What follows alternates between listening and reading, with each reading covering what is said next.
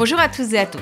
En direct du Salon des Mers, rencontre avec Laurent Equili, fondateur de la start-up Okaina Wave, à l'origine d'un concept très innovant de vague artificielle qui pourrait révolutionner le monde du surf.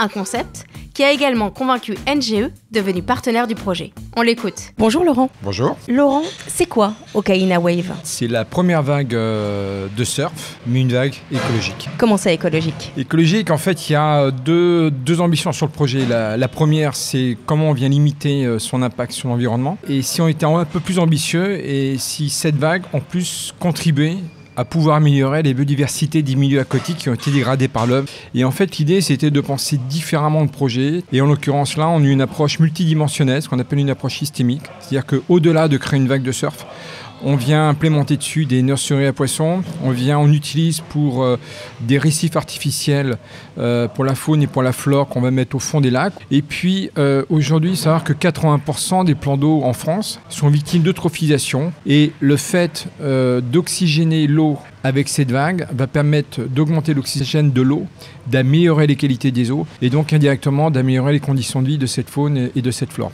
Comment est née l'idée de ce projet? Je suis un modeste surfeur. Moi, j'ai commencé à l'âge de 40 ans, donc c'était un petit peu compliqué pour moi, notamment sur un spot qui s'appelle Biscarrosse.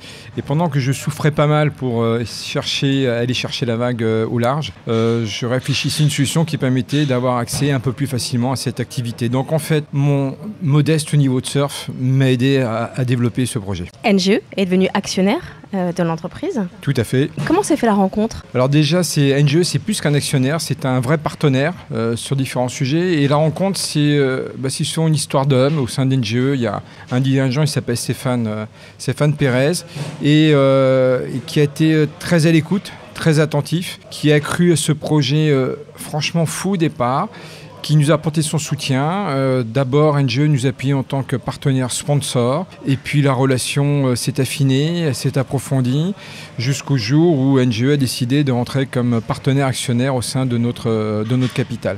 Et au-delà de l'aspect actionnariat, NGE a demandé eux-mêmes d'ajouter un ticket supplémentaire pour nous accompagner dans la R&D et sur tous les sujets liés justement à la biodiversité des plans d'eau. Au-delà de l'ambition de créer une belle vague de surf, j'ai pas forcément dit la plus grande ou la plus grosse, j'ai dit une belle vague de surf.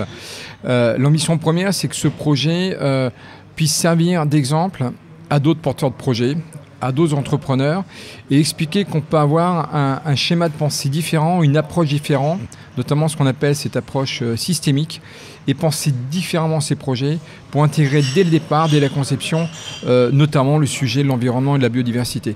Quand NGE rentre au capital, au COMEX, je leur ai dit, la première profitabilité, en fait, elle n'est pas pour l'entreprise, elle est pour la biodiversité. Mais paradoxalement, en pensant comme ça permet également de développer un modèle économique rentable. C'est quoi la prochaine étape? La prochaine étape, c'est ouvrir notre premier démonstrateur qui va être ouvert au public dans à peu près un an, donc fin 2020, au pied du Futuroscope. Et ça se fait en partenariat avec le département de la Vienne. Merci Laurent, merci à tous et à toutes d'avoir été à l'écoute. On se retrouve très bientôt pour de nouvelles rencontres.